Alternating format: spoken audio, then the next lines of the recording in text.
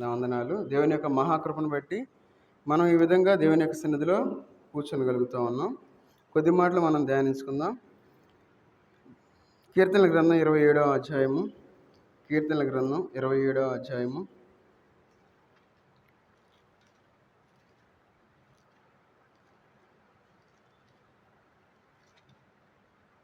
8వ వచనం.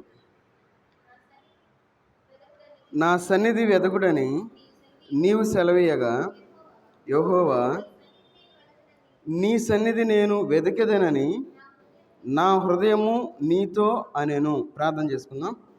మహోన్నతుడైన దేవా, సర్వాధికారైన దేవా, నీకు వందనాలు తండ్రి. ఈ రాత్రికాల సమయంలో మీ పాసందులో చేరి మీకు వాక్యాన్ని ధ్యానించుకోవడానికి మీరు ఇచ్చిన కృపను బట్టి వందనాలు చెల్లించుకుంటూ ఉన్నాను తండ్రి. చేరి వచ్చిన వారిని బట్టి వందనాలనైనా. ఇంకెవరైతే రావాల్సి ఉన్నారో మీ సన్నిధికి రావడానికి తగిన సహాయం దయచేయండి. చదవబడిన వాక్య భాగాన్ని మీరు దీవించి ఆశీర్వదించండి. మాకు కావాల్సిన ఆత్మీయ ఆహారాన్ని మాకు దయచేయమని యేసుక్రీస్తు వారి నామంలో ప్రార్థించి అడిగి వేడుకుంటున్నాం తండ్రి, ఆమేన్.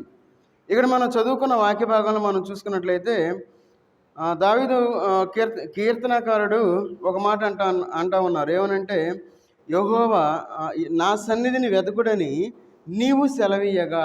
అంటే దేవుడు ఆయన సన్నిధిని వెదకుడి అని సెలవిస్తూ ఉన్నప్పుడు దేవుడు దావీదు మహారాజు ఏం చేస్తా ఉన్నాడంటే, యెహోవా నీ సన్నిధి నేను వెదకెదనని నా హృదయము నీతో అనేను. అంటే దావీదు మహారాజు యొక్క హృదయం ఏమంటా ఉందంటే, అయ్యా నీ సన్నిధిని నేను వెతుకుతాను అని అంటా ఉంది. అంటే దావీదు మహారాజు ఒక ఉన్నతమైన స్థితికి వెళ్ళడానికి కారణం ఏంటంటే, దేవుని సన్నిధిని వెతికిన వాడుగా ఉన్నాడు దావీదు మహారాజు. తన జీవితంలో ఎప్పుడూ దేవుని సన్నిధిలో ఉన్నవాడుగా ఉన్నాడు, దేవుని సన్నిధిలో గడిపిన వాడుగా ఉన్నాడు. కాబట్టి ఎంతో ఆశీర్వాదాన్ని పొందిన వ్యక్తిగా ఉన్నాడు దావీదు గారు. అందుకే 119వ కీర్తన 10వ వచనంలో చూడండి. 119వ కీర్తన 10వ వచనం చదవండి. నా పూర్ణ హృదయముతో నిన్ను వెతికి ఉన్నాను, నన్ను నీ ఆజ్ఞలను విడిచి తిరగనీయకము. ఎప్పుడైతే ఈ లోకంలో మనం జీవించేటప్పుడు మన పూర్ణ హృదయంతో మనం దేవుణ్ణి వెతికేవారుగా ఉంటామో అప్పుడు ఏమవుతుందంటే, మనం దేవుని యొక్క ఆజ్ఞలను విడిచిపెట్టి మనం తిరగకుండా ఉంటాము. అయితే మనం ఏం చేస్తూ ఉంటామంటే, దేవుని సన్నిధిని విడిచిపెట్టేవారుగా ఈ లోకంలో మనం జీవిస్తూ ఉంటాం. మనం దేవుని సన్నిధికి రానప్పుడు దేవుని ఆజ్ఞలు మనం పాటించగలుగుతాం? దేవుని ఆజ్ఞలు మనం ఎట్లా తెలుసుకోగలుగుతాం? అందుకే ఇక్కడ అంటా ఉన్నాడు, నా పూర్ణ హృదయముతో నిన్ను వెదకి ఉన్నాను. చూడండి, దావీదు గారు తన యొక్క కీర్తనలు రాస్తా ఉన్నాడు. ఏమని? నా పూర్ణ హృదయముతో నేను నిన్ను వెతికి ఉన్నాను అని చెప్పి సెలవిస్తూ ఉన్నాడు. మరి మనం దేవుణ్ణి మన యొక్క హృదయంతో వెతికేవారుగా మనం ఈ లోకంలో ఉన్నామా? దేవుణ్ణి ఒకవేళ మనం వెతకపోతే మనం పూర్ణ హృదయంతో మనం దేవుణ్ణి వెతికేవారుగా ఉండాలి. అప్పుడు మనం దేవుని యొక్క ఆజ్ఞలను మనం పాటించేవారుగా ఉంటాం. అందుకే నా పూర్ణ హృదయముతో నిన్ను వెతికి ఉన్నాను. అట్లా వెతికాడు కాబట్టి తన జీవితంలో ఎంతో అభివృద్ధిని చూడగలిగాడు. అదేవిధంగా మన జీవితంలో కూడా మనం దేవుణ్ణి వెతికేవారుగా ఈ లోకంలో మనం జీవించాలి. మనం ఈ లోకంలో జీవించేటప్పుడు ఎక్కువ సమయం లోకానికి ఇస్తూ ఉంటాం. అయితే దేవునికి చాలా తక్కువ సమయం ఇచ్చేవారుగా ఉంటాం.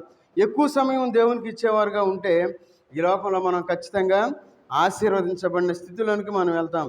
ఎందుకంటే చాలామంది అనుకుంటారు, మాకు చాలా టైం ఉంది, మేము దేవుణ్ణి వెతకడానికి, పర్వాలేదులే ఈరోజు వెళ్ళకపోతే ఏమైంది అని అనుకుంటూ ఉంటారు.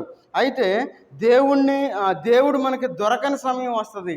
ఒకవేళ మన నోరు బాగుంది, ఇప్పుడు ఒకవేళ మన నోరు బాగోలేదు అనుకోండి, ఆ టైంలో మనం దేవునికి మనం ప్రార్థన చేయగలమా? ప్రార్థన చేయలేం. ఒకవేళ మనం దేవుని సన్నిధికి రావాలి అనుకుంటా ఉన్నాం, ఒకవేళ మన కాలు బాగున్నప్పుడే మనం దేవుని సన్నిధికి రావాలి. ఒకవేళ మన కాలు బాగోలేదనుకోండి, దేవుని సన్నిధికి మనం రాలేం. మనం బైబిల్ చదవాలంటే మన కళ్ళు బాగున్నప్పుడే మనం బైబిల్ చదివేవారుగా ఉండాలి. అంటే దేవుడు మనకు దొరికేటప్పుడే మనం ఆయన్ని పట్టుకోవాలి, ఆయన్ని వెతికేవారుగా ఉండాలి. దేవుడు దొరకని సమయం అనేది ఒకటి ఉంది. కాబట్టి మన యొక్క జీవితంలో చాలా జాగ్రత్తగా ఉండాలి. దేవుడు దొరికే సమయంలో మనం దేవుణ్ణి వెతికేవారుగా ఉండాలి. అందుకే చూడండి, యెషయా గ్రంథం 55వ అధ్యాయము 55వ అధ్యాయము 6వ వచనం చదవండి. యెషయా గ్రంథం 55వ అధ్యాయము 6వ వచనం. యెహోవా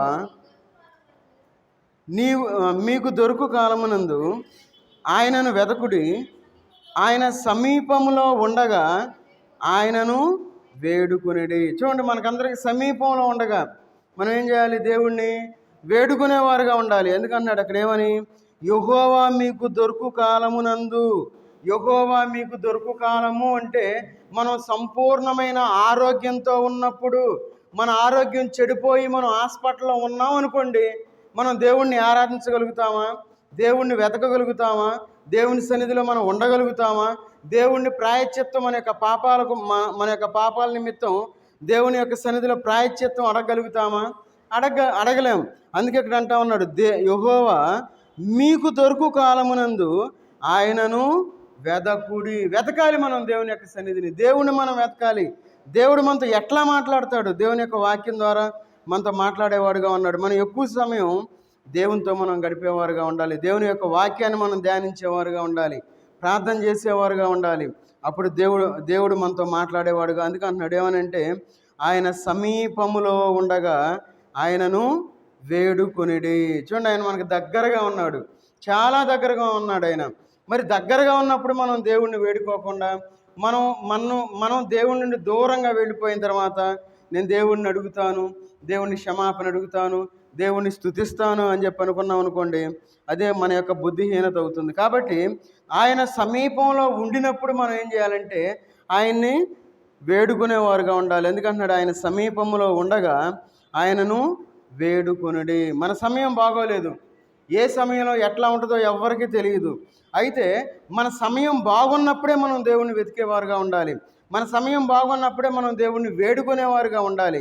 ఎప్పుడైతే మనం అలాంటి జీవితాలు మనం జీవించేవారుగా ఉంటామో, దేవుడు మన యొక్క కుటుంబాల్లో అనేకమైన గొప్ప కార్యాలు చేసేవాడుగా ఉంటాడు. అట్లా కాకుండా మనకు బద్ధకం ఎట్లా ఉంటుందంటే, మనం దేవుని సన్నిధికి రావాలంటే బద్ధకం, దేవుణ్ణి వెతకాలంటే బద్ధకం, ప్రార్థన చేయాలంటే నీరసం. మరి ఎందుకింత మనం అనాలోచనగా ఈ లోకంలో జీవిస్తూ ఉన్నాం? ప్రార్థనకు రాగానే మనకు నిద్ర వచ్చేస్తాయి. ఎందుకంటే ఇంట్లో ఉన్నప్పుడు 12 అయినా రాదు, 1 అయినా రాదు, 2 అయినా రాదు. కొంతమందికి ప్రార్థనకు వచ్చి కూర్చున్న వెంటనే కొంతమంది నిద్రపోయేవారుగా ఉంటారు. మన జీవితంలో దేవుడు మనకు దగ్గరగా ఉన్నప్పుడు దేవుడిని మనం వేడుకునేవారుగా ఉండాలి. మన యొక్క హృదయాన్ని ఆయన సన్నిధిలో కుమ్మరించేవారుగా ఉండాలి. అందుకే ఇక్కడ అంటా ఉన్నారు యెషయా గ్రంథంలో ఏమనంటే, యెహోవా మీకు దొరుకు కాలము. మనందరం సజీవులుగా ఉన్నాం, మనందరం ఆరోగ్యంగా ఉన్నాం. ఒక క్షణంలో మారిపోతాం మన యొక్క బ్రతుకులు.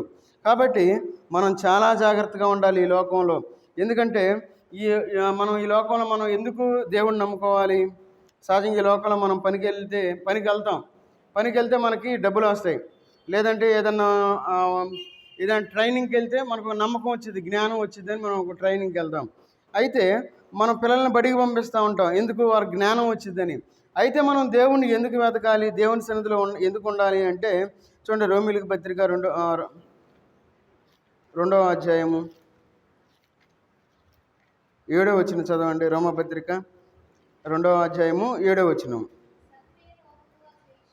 సత్క్రియను ఓపికగా చేయుచు మహిమను, ఘనతను, అక్షయతను వెదకు వారికి నిత్య జీవమునిచ్చును.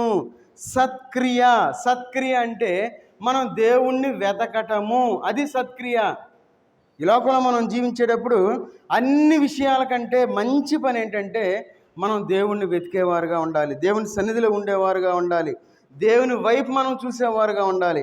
అందుకే ఇక్కడ అంటా ఉన్నాడు ఏమనంటే, సత్క్రియను ఓపికగా చేయొచ్చు. సత్క్రియలు అనొచ్చు. సత్క్రియలు అంటే అనేకమైన మంచి పనులను అని మనం చెప్పుకోవచ్చు.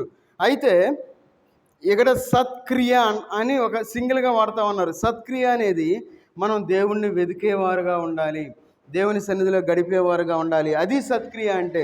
మనం విశ్వాసంతో ఈ లోకంలో జీవించాలి, అది సత్క్రియ అంటే. అందుకే సత్క్రియను ఓపికగా చేయొచ్చు, ఓపిక కలిగి ఉండాలి. ఈ లోకంలో మనం దేవుని సన్నిధిలో ఉండాలంటే మనకు ఓపిక ఉండదు. టీవీ చూడాలంటే మనకు ఓపిక ఉంటుంది, మొబైల్ ఫోన్ చూడాలంటే మనకు ఓపిక ఉంటుంది, గేమ్స్ ఆడాలంటే మనకు ఓపిక ఉంటుంది, కాలక్షేపం చేయాలంటే మనకు ఓపిక ఉంటుంది, ఏదన్నా మనం విహార యాత్రలకు వెళ్ళాలంటే మనకు ఓపిక ఉంటుంది. అయితే దేవుని సన్నిధికి రావాలంటే మనకు ఓపిక ఉంటుంది. ఎందుకు? అయ్యా రేకులు బాగా వేడిగా ఉన్నాయి, అయ్యా ఎక్కడ కూర్చోము, బాగా అసలు ఆ వేడికి ఉండలేకపోతామని చెప్పి దేవుడిచ్చే నిత్య జీవాన్ని మనం కోల్పోయేవారుగా ఉన్నాం. అందుకే చూడండి ఇక్కడ ఏమంటా ఉన్నాడు, సత్క్రియను ఓపికగా చేయుచు మహిమను, ఘనతను, అక్షయతను వెదకు వారికి. ఈ లోకంలో మనం ఏ వెతకాలి? మహిమ, ఘనత, అక్షయత. ఈ మూడు ఎవరిలో ఉన్నాయి? యేసుక్రీస్తు వారిలో ఉన్నాయి. మనం దేవుణ్ణి వెతికేవారుగా ఉండాలి. ఆయన యొక్క మహిమను మనం వెతికేవారుగా ఉండాలి. ఆయన యొక్క ఘనతను మనం వెతికేవారుగా ఉండాలి. ఆయన యొక్క అక్షయతను మనం వెతికేవారుగా ఉండాలి. ఈ మూడిటిని వదిలిపెట్టి మిగతా అన్నీ మనం ఈ లోకంలో వెతికేవారుగా ఉన్నాం. అదే మనం మనుషులకు ఉన్న ఒక మంచి బుద్ధి ఏంటంటే, మనం ఏదైతే చేయాలో దాన్ని చేయకుండా ఉంటాం. ఏదైతే చేయకూడదో కరెక్ట్గా అదే మనం చేస్తాం. అదే మనిషికి ఉన్న బుద్ధి అనమాట. మనం ఈ లోకంలో జీవించేటప్పుడు చాలా జాగ్రత్తగా ఉండాలి. మనం ఏం వెతకాలి? ఆయన మహిమను మనం వెతికేవారుగా ఉండాలి. ఆయన ఘనతను మనం వెతికేవారుగా ఉండాలి. ఆయన అక్షయతను మనం వెతికేవారుగా ఉండాలి. ఎవరి జీవితాల్లో అయితే ఆ విధమైన జీవితాన్ని జీవిస్తూ ఉంటారో వారికి నిత్య జీవం వస్తుందని చెప్పి దేవుని యొక్క వాక్య భాగం సెలవిస్తూ ఉంది. అందుకే అంటున్నాడు, వెదకు వారికి నిత్య జీవమునిచ్చును. నిత్య జీవం మనకు కావాలి అంటే మనం ఈ లోకంలో ఏం చేయాలి? దేవుని వైపు మనం చూసేవారుగా ఉండాలి. దేవునిలో మనం ఉండేవారుగా ఉండాలి. అందుకే ఈ లోకంలో దేవునిలో ఉండాలి. దేవునిలో ఉంటే మనకు సమృద్ధి. ఈ లోకంలో అనుకుంటారు, ప్రార్థనకి వెళ్తే ఏమొచ్చిద్దయ్యా అంటారు. దేవుని వైపు చూస్తే ఏమొచ్చింది? బైబిల్ చదివితే ఏమొచ్చింది? పాటలు పాడితే ఏమొచ్చింది? లేదంటే వాక్యం చదివితే ఏమొచ్చింది? మాకేందంట లాభం అంటారు ఈ లోకంలో. వాళ్ళకేందంటే ఒక విషయం తెలియదు. ఎందుకంటే దేవునిలో సమృద్ధి ఉంది అనే విషయం వాళ్ళకి తెలియదు. దేవునిలో ఆశీర్వాదం ఉంది అనే విషయం వాళ్ళకి తెలియదు. వాళ్ళు ఏమనుకుంటారంటే ఏమొచ్చింది ప్రార్థనకి వెళ్తే అంటారు.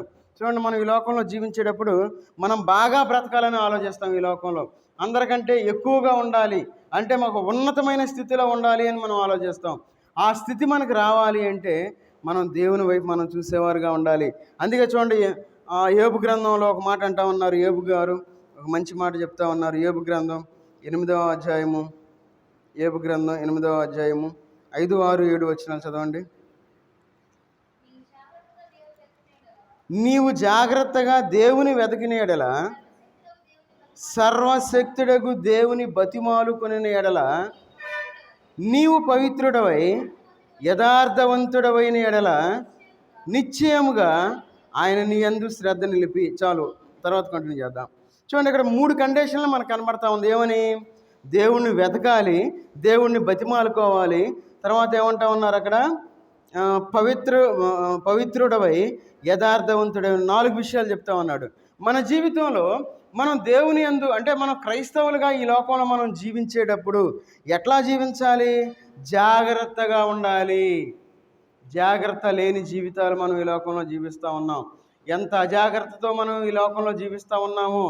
దేవుని బిడ్డలను ఏదన్నా ఒక మాట అనాలంటే టక్మని అనేస్తాం. లేదంటే విశ్వాసులను ఎవరినైనా ఒక మాట అనాలంటే టక్మని, అసలు ఏం ఆలోచించాం. ఎందుకంటే జాగ్రత్త లేనివారుగా ఉన్నాం. కాబట్టి ఈ లోకంలో మన ఇష్టానుసారంగా మనం మాట్లాడేవారుగా ఉన్నాం. మన ఇష్టానుసారంగా మనం ఈ లోకంలో జీవించేవారుగా ఉన్నాం. దేవుని యొక్క ఆజ్ఞలను విడిచిపెట్టి మన మార్గాల్లో మనం జీవిస్తూ ఉన్నాం. అయితే ఇక్కడ ఏమైనా అంటా ఉన్నారు చూడండి, నీవు జాగ్రత్తగా దేవుని వెదకిన ఎడల.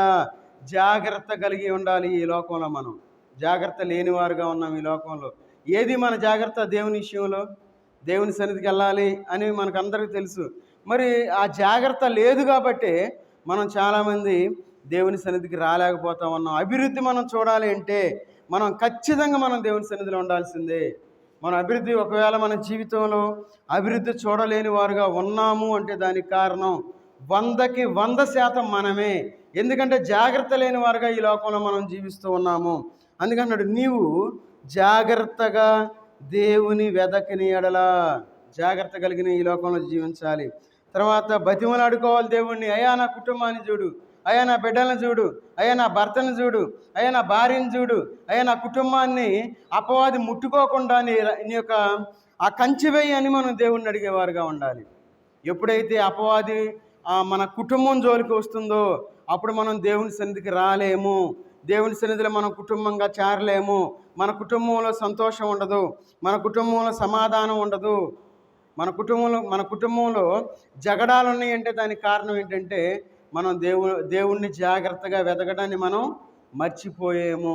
కాబట్టి మన కుటుంబంలోనికి అశాంతి అనేది వచ్చిందని మనం గుర్తుపెట్టుకోవాలి. అందుకే సర్వశక్తుడగు దేవుని బతిమాలు కొనిన ఎడల, నీవు పవిత్రుడవై యథార్థవంతుడైన ఎడల. చూడండి, కండిషన్. ఎందుకంటే ఈ లోకంలో మనం అభివృద్ధి చెందాలి అంటే ఖచ్చితంగా కండిషన్ ఉంటుంది దేవుని దగ్గర. అట్లా కాకుండా నువ్వు దీవించబడదువు, నువ్వు ఆశీర్వదించబడు అనగానే ఆశీర్వాదం రాదు మనకి. చాలామంది అంటారు ఏమనంటే, అయ్యా నువ్వు దైవ సేవకుడు కదా, నువ్వు దీవించును గాక అనాలంటారు. దీవించును గాక అని అంటే దీవించబడితే నేను 1,000,000 సార్లు అంటా రోజుకి. ఎందుకంటే మనం దేవునికి ఇష్టమైన జీవితాన్ని మనం జీవించకుండా నువ్వు దీవించబడును గాక అన్నావు అనుకోండి, ఉపయోగం లేదు. చాలామంది అలాగే ఉన్నారు ఈ లోకంలో. ఏమనంటే మీరు ఆశీర్వదించబడును గాక.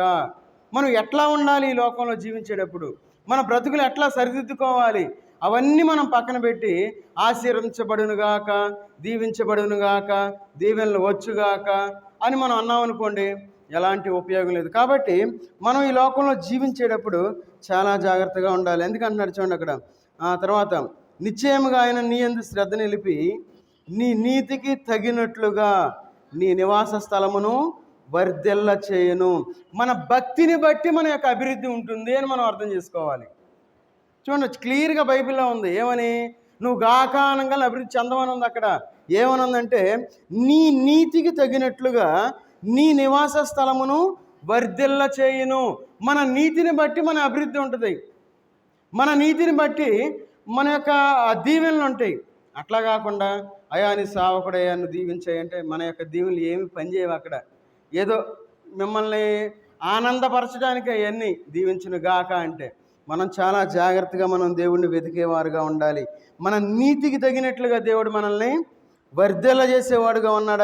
ఆయన మనల్ని వదిలిపెట్టడు. ఒకవేళ మనం దేవుని సన్నిధిలో తక్కువగా గడిపే వాళ్ళమైతే మనకి తక్కువ ఆశీర్వాదాలు వస్తాయి. దేవుని సన్నిధిలో మనం ఎక్కువగా గడిపే వాళ్ళమైతే ఎక్కువ ఆశీర్వాదాలు వస్తాయని మనం గ్రహించాలి. ఒకవేళ మనం కష్టంలో ఉండొచ్చు, ఒకవేళ మనం నష్టంలో ఉండొచ్చు, ఒకవేళ మనం అప్పుల్లో ఉండొచ్చు, ఒకవేళ మనకు అనారోగ్య పరిస్థితుల్లో ఉండొచ్చు, అయినా దేవుని సన్నిధిలో మనం ఉంటే దేవుడు మనతో ఉంటాడు, మనలో ఉంటాడు. అది మనం అర్థం చేసుకోవాలి. అట్లా కాకుండా ఏదో నామకార్థ భక్తి చేస్తే మనకి కూడా నామకార్థ దీవెనలు వస్తాయని మనం గుర్తుపెట్టుకోవాలి. అందుకని నీ నీతికి తగినట్లుగా నీ నివాస స్థలమును వర్ధిల్ల చేయును.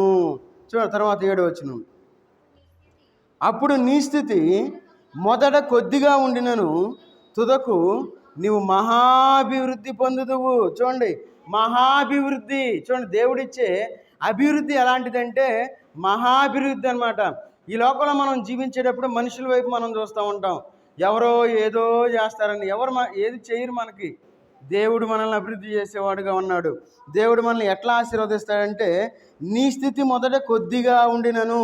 ఈ కొద్దిగా ఉన్నప్పుడు మనం దేవుని యొక్క సన్నిధిలో నమ్మకంగా ఉండాలి. బడా నమ్మకమైన దాసుడా అని మనం ఒక పేరు పొందాలి. అట్లా కాకుండా అయ్యా నువ్వు నాకేమి ఇచ్చేవయ్యా, నేను ఎందుకు రావాలయ్యా నీ సన్నిధికి అని మనం ఎప్పుడూ అనుకోకూడదు. ఈ లోకంలో మనం జీవించినంతకాలం ఒకవేళ మనం ఇప్పుడు మన స్థితి చాలా కొంచెం ఉండొచ్చు, ఒకవేళ మనం అందరం చూడటానికి తక్కువ స్థితిలో మనం ఉండొచ్చు, కానీ దేవుడు మహాభివృద్ధి చేస్తాను అని చెప్పి దేవుడు తన యొక్క వాక్యం ద్వారా ఆయన మనకి తన యొక్క వాగ్దానం చేస్తూ ఉన్నాడు. కాబట్టి మన యొక్క జీవితంలో మనం దేవుణ్ణి వెతికేవారుగా ఉండాలి, దేవుణ్ణి స్తుతించేవారుగా ఉండాలి, దేవుణ్ణి ఆరాధించేవారుగా ఉండాలి, ఆయన సన్నిధిలో మనం దేవునికి ప్రార్థించేవారుగా ఉండాలి. ఎవరైతే ఆ విధంగా చేస్తారో వారు మహాభివృద్ధి చెందుతారని చెప్పి దేవుని యొక్క వాక్య భాగం సెలవిస్తూ ఉంది. అభివృద్ధి అనేది మనం చూడాలి అంటే తక్కువ స్థితి ఉన్నప్పటికీ మనం దేవునిలో ఉండాలి, దేవునితో ఉండాలి. అప్పుడు ఈ లోకంలో మనం సంతోషంగా ఉంటాం. ఈ లోకంలో మనం సంతోషంగా ఉండాలంటే మనం దేవుని వైపు చూడాల్సిందే. ఈ లోకంలో మనం సంతోషంగా, చాలామంది కుటుంబాల్లో సంతోషం ఉండదు, సమాధానం ఉండదు. అయితే ఈ సంతోషం రావాలి అంటే మనం బజార్లోకి వెళ్ళి కేజీలు లెక్కన కొనుక్కొచ్చేది కాదు సంతోషం. ఒకవేళ అట్లా కొనుక్కొచ్చేదైతే చాలా డబ్బు ఉన్న వాళ్ళు ఎప్పుడో కొనుక్కొచ్చుకొని పెట్టుకునేవాళ్ళు, బీరువాలు డబ్బులు తీసేసేవాళ్ళు ఎప్పుడు. అయితే ఈ సంతోషం మన జీవితంలో ఉండాలంటే మనం ఏం చేయాలంటే చూడండి, కీర్తనకారుడు ఒక మాట చెప్తా ఉన్నాడు. 105వ కీర్తన 3వ వచనం చదవండి.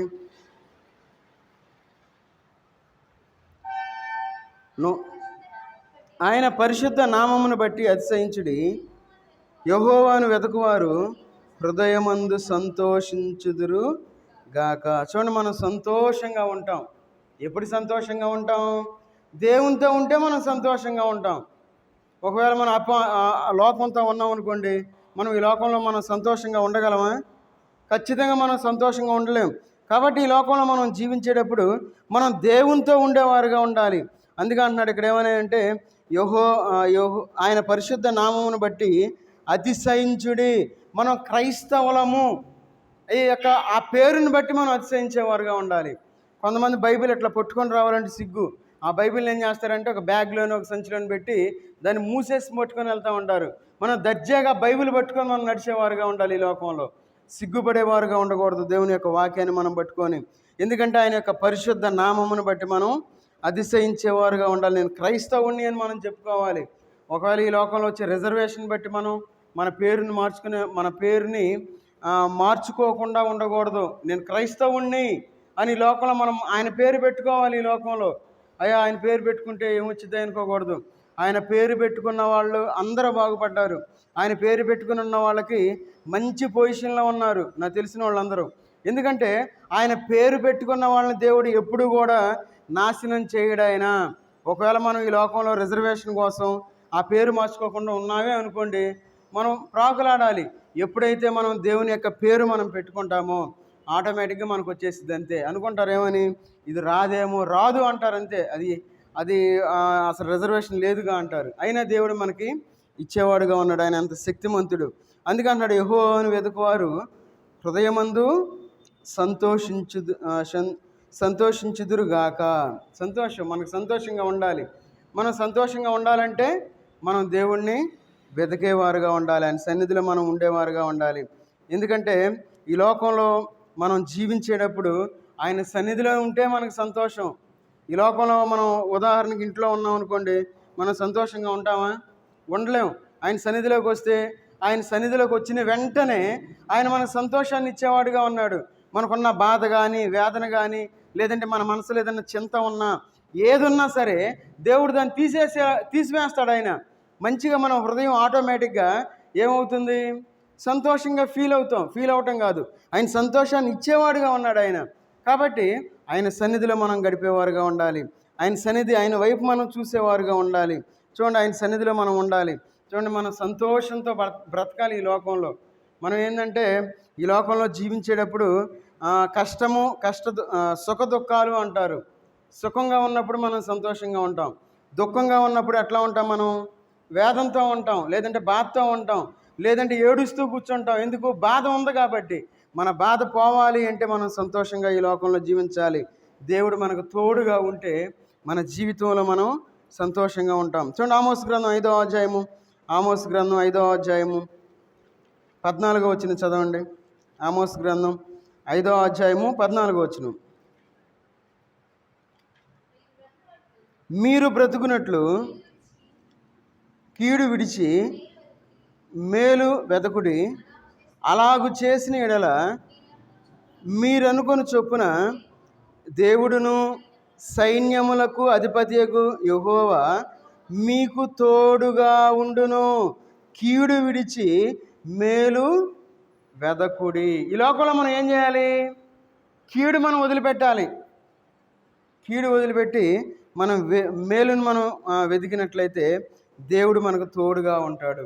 మరి ఈ లోకంలో మనం ఏం చేస్తున్నాం? కీడు అనేది, మనం ఈ లోకంలో దేవుని సన్నిధిలో ఉండకపోతే మనకు కీడే. మనం దేవుడిని వెతకపోతే మనకు కీడే. దేవుని సన్నిధిలో మనం ఉండాలి. దేవుని సన్నిధిలో ఆయనతో మనం గడిపేవారుగా ఉండాలి. కాబట్టి మన యొక్క జీవితంలో చాలా జాగ్రత్తగా ఉండాలి మనం. అందుకే జాగ్రత్తగా దేవుణ్ణి వెతకుడి అని చెప్తా ఉన్నారు యోబు గ్రంథంలో మనం చూసుకున్నట్లయితే. ఈ జాగ్రత్త లేనివారుగా మనం ఉన్నాం కాబట్టి మనం కీడును చూసేవారుగా ఉన్నాం. మనం ఎలాంటి పరిస్థితుల్లో వచ్చినా దేవుని యందు మనం ఉన్నట్లయితే, దేవుణ్ణి వెతికినట్లయితే ఆయన మనకు తోడుగా ఉంటాడు అని దేవుని యొక్క వాక్య భాగం సెలవిస్తూ ఉంది. అందుకే ఇక్కడ అంటా ఉన్నాడు, ఏమని? అలాగు చేసిన ఎడల మీరు అనుకొని చొప్పున. సహజంగా ఈ లోకంలో మనం అనుకుంటాం, దేవుడు నాకు తోడుగా ఉంటే బాగుంటుంది, దేవుడు నాతో ఉంటే నాకు ఈ కష్టాలు రావు, లేదంటే ఈ శ్రమలు రావు అనుకుంటాం. మనం అనుకుంటాం అది జరిగితే బాగుండేదేమో అని అనుకుంటాం. ఆ విధంగా మనకు జరగాలి అంటే మనం కీడు విడిచిపెట్టి మేలు వెతికేవారుగా ఈ లోకంలో మనం జీవిస్తే ఖచ్చితంగా దేవుడు మనకు తోడుగా ఉంటాడు. ఈ లోకంలో మనం జీవించినంతకాలం దేవుడు మనకు తోడుగా ఉంటాడు, మనతో ఉంటాడు. మన కష్టంలో దేవుడు మనల్ని వదిలిపెట్టి వెళ్ళే దేవుడు కాదు. మన అనారోగ్య పరిస్థితుల్లో మనల్ని వదిలిపెట్టేవాడు కాదు మన దేవుడు. మనం ఏ స్థితిలో ఉన్నా మనల్ని పైకి లేవనెత్తే దేవుడిగా ఉన్నాడు కాబట్టి మనం దేవుని వైపు చూసేవారుగా ఉండాలి. అప్పుడు దేవుడు మన నీతికి తగినట్లుగా ఆయన మనల్ని మహాభివృద్ధి చేస్తాడని చెప్పి దేవుని యొక్క వాక్య భాగం మనకి సెలవిస్తూ ఉంది. అందుకే చివరిగా చూడండి, సామెతల గ్రంథం 8వ అధ్యాయము ఆ వచనం చూసుకొని ముగించుకుందాం. సామెతల గ్రంథం 8వ అధ్యాయము 17వ వచనం చదవండి. 8:17.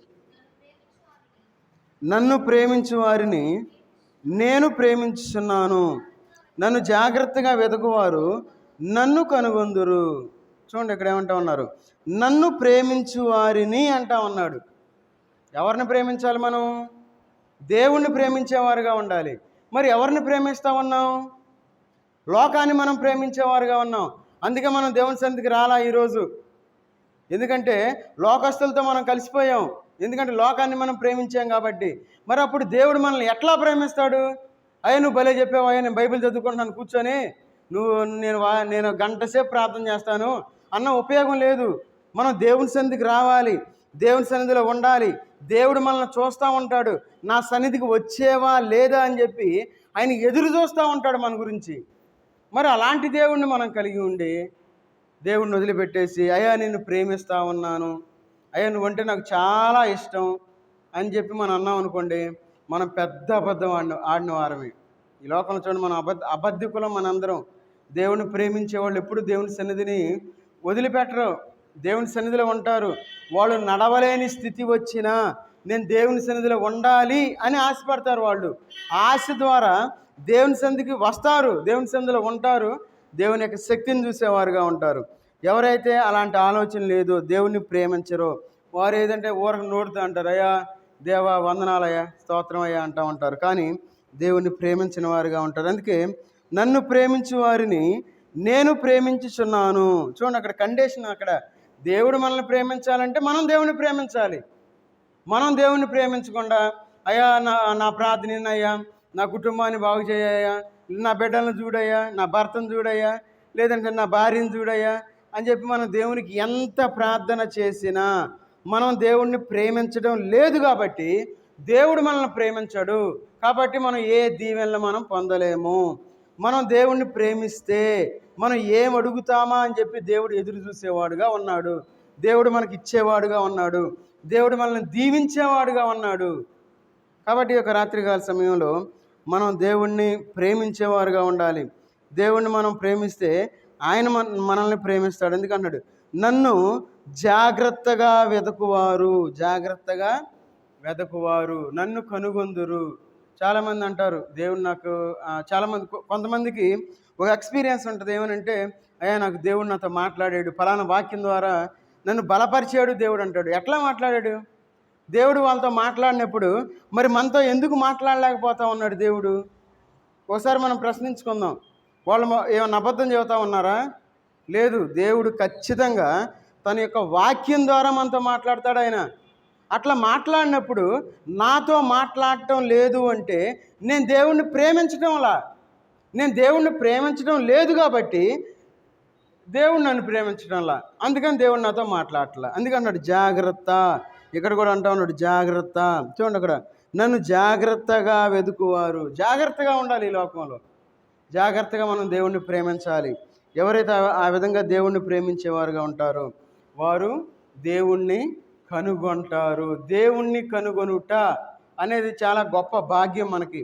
ఈ లోకంలో మనం బంగారాన్ని కనుక్కున్నాం అనుకోండి, లేదంటే ఒక వజ్రాన్ని కనుక్కున్నాం అంటే మనం వెతుకుతూ ఉన్నాం, బంగారం దొరికింది అనుకుందాం, చాలా సంతోషంగా ఉంటుంది. బంగారం దొరికితే, వజ్రం దొరికితే ఇంకా సంతోషంగా ఉంటుంది, ఇంకా ప్లాటినం దొరికితే ఇంకా సంతోషంగా ఉంటుంది. ఎందుకంటే దాని విలువ పెరుగుతూ ఉంది కాబట్టి.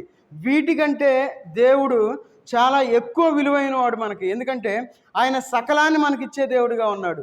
సకలాన్ని ఇచ్చే దేవుడిని మనం వదిలిపెట్టి ఈ లోకంలో మనం డబ్బుని వెతుకుతూ ఉన్నాం, ఈ లోకంలో మనం ఉద్యోగాలు వెతుకుతూ ఉన్నాం, ఈ లోకంలో మనం జ్ఞానాన్ని వెతుకుతూ ఉన్నాం, ఈ లోకంలో మనం చదువులు వెతుకుతూ ఉన్నాం, ఈ లోకంలో మనం ఎళ్ళని వెతుకుతూ ఉన్నాం. చూడండి, దేవుణ్ణి తప్ప మిగతా అన్ని జాగ్రత్తగా వెతుకుతూ ఉన్నాం.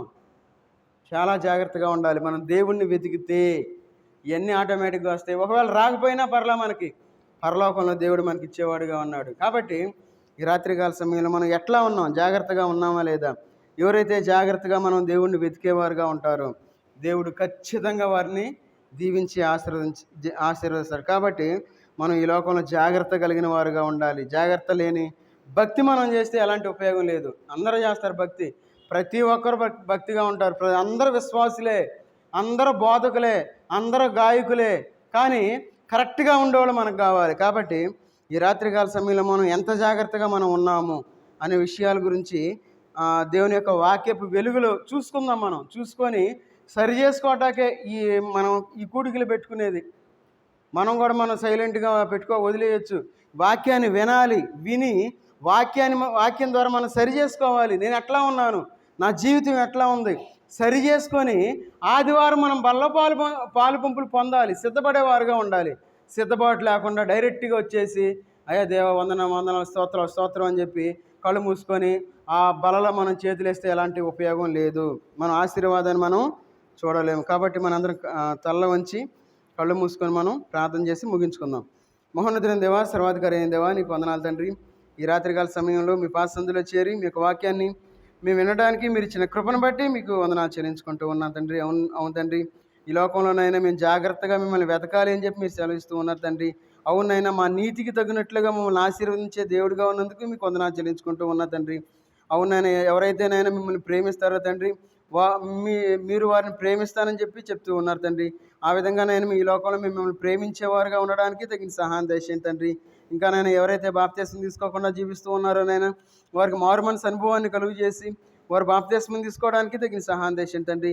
ఇంకా ఎవరైతేనైనా బాప్తిస్మం తీసుకుని ఉన్నారో తండ్రి, వారు జాగ్రత్తగా మిమ్మల్ని వెతకేవారుగా ఉండడానికి తగిన సహాయం దయచేయండి తండ్రి. మీ సన్నిధిలో ఉండిలాగినా తగిన సహాయం దయచేయండి తండ్రి. మీ సన్నిధిలో ఉండే ఆనందాన్ని, సంతోషాన్ని పొందులాగినా తగిన విధంగా వారిని ఆశీర్వదించమని అడుగుతూ ఉన్నాను తండ్రి. ఇంకా నైనా ఎవరైతే మీనైనా ఈ యొక్క రాత్రికాల సమయంలో మీ సన్నిధికి పోతా ఉన్నారు తండ్రి, వారిని జ్ఞాపకం చేసుకుని తండ్రి. ఎందు నిమిత్తం వారు రాలేకపోయారు నాయన, వారికి నైనా వేరే సమయం దయచేయమని అడుగుతున్నాను తండ్రి. చేరువచ్చిన ప్రతి బిడ్డను మీరు జ్ఞాపకం చేసుకుని తండ్రి. వారు ఏ కష్టంలో ఉన్నారో తండ్రి, ఏ బాధలో ఉన్నారో, ఏ వేదనలో ఉన్నారో, ఏ అనారోగ్యంతో ఉన్నారో మాకే తెలియదు తండ్రి. ప్రతి ఒక్క బాధను మీరు తీసివేయండి తండ్రి. వారు సంతోషంతో ఇంటికి వెళ్ళేలాగినా తగిన సహాయం దయచేయండి తండ్రి. మీ అద్భుత ఆశ్చర్య కార్యాలు జరిగించమని అడుగుతూ ఉన్నాను తండ్రి. ఇంకా నాయన ఎవరైతే డిఎస్సి కోసం ప్రిపేర్ అవుతూ ఉన్నారో ఆ బిడ్డలు మీరు జ్ఞాపకం చేసుకుని తండ్రి. అయ్యా మీ యొక్క ఆశ్చర్య కార్యాన్ని జరిగించండి తండ్రి. అవునైనా మీరునైనా వారి యొక్క స్థితి కొద్దిగా ఉండినైనా వారు మహాభివృద్ధి పొందుతారని చెప్పి మీరు సెలవిస్తూ ఉన్నారు తండ్రి.